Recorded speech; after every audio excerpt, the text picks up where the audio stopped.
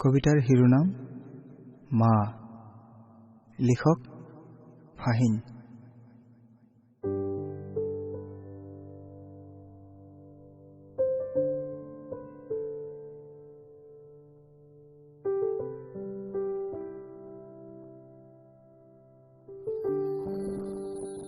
মা,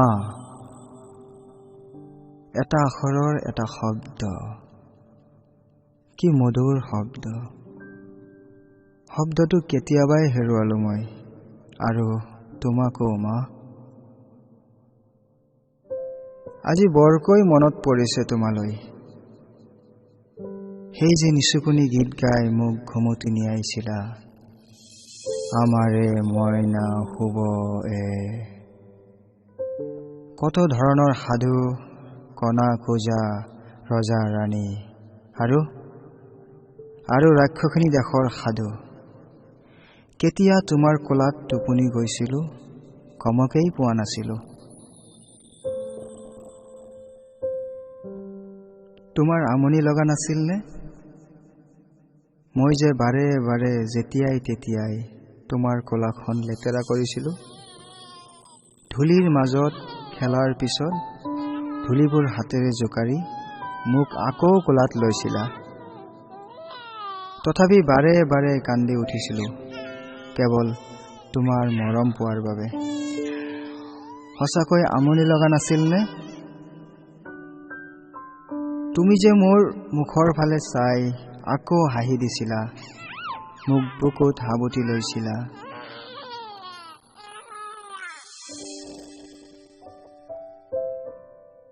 মোৰ অসুখত তুমিয়েইতো ৰাতি উজাগৰে কটাইছিলা, চকুলো টুকিছিলা। মোৰ জীৱন নাটকৰ নায়িকা তুমি, দৰ্শক তুমিয়েইতো আছিলা। এতিয়া তুমি ক'ত আছা মা?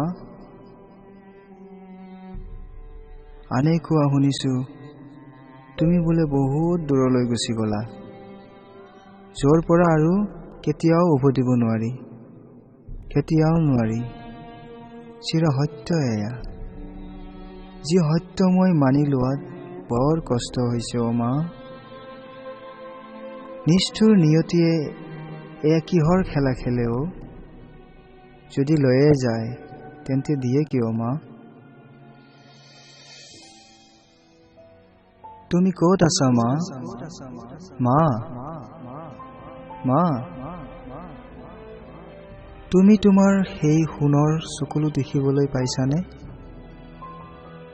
তোমাৰ পৰা দূৰত গলেই যে বাৰে বাৰে তোমাৰ কাষলৈ আহিবলৈ কান্দিছিলো, মনত পৰেনে তোমাৰ? তুমি মোক তোমাৰ ওচৰলৈ লৈ গৈছিলা আৰু সাবটি চুমা আঁকি দিছিলা দুগালত। মই আজিও তোমাৰ ওচৰত যাবলৈ কান্দিছো। কিয় ওচৰলৈ লৈ যোৱা নাই? কিয় সাবটি ধৰা নাই মোক? তুমি চাগে মোৰ পৰা আমনি পাইছিলা, সেইকাৰণেই আঁতৰি গলা মা। কথা দিছো তোমাক, তোমাৰ এই সোণে কেতিয়াও আমনি নকৰে। নালাগে মোক কোলাত ল'ব, নালাগে মোক চুমা আঁকি দিব। তোমাৰ কোলাত কেতিয়াও লেতেৰা নকৰো, কথা দিছো মা। মাথো এবাৰ তোমাৰ মুখখন চাম, মোৰ সকলো দুখ শেষ হ'ব। কিমান কান্দিলে উভতি আহিবা তুমি?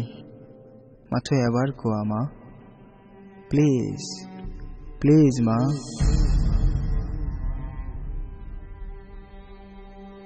কেতিয়াবা তোমাৰ ওপৰত বহুত খং উঠে মোৰ, কিয় জানানে? সেই যে হস্পিটেলৰ বিচনাত তুমি শুই আছিলা, মোৰ মুখৰ ফালে লাগি চাই আছিলা। চকুলোৱে তোমাৰ দুগাল তিয়াই গৈছিল। ইমান বাৰ মই মা মা বুলি মাতিছিলো তোমাক, এবাৰো উত্তৰ পোৱা নাছিলো, নে চুমা নে মৰম। তুমি মোক বহুত কিবা কিবি দি গলা মা। মই ঋণী তোমাৰ ওচৰত, চিৰ ঋণী। কিন্তু মা, মই তোমাক এটা বস্তু দিছো যিটো তুমি মোক দিব নোৱাৰা কেতিয়াও। সেইটো কি জানানে? উকা কাপোৰ, যিখনেৰে তোমাক মেৰিয়াই কবৰ দিছিলে আৰু মা শব্দটো হেৰুৱাইছিলো সিদিনাখনেই।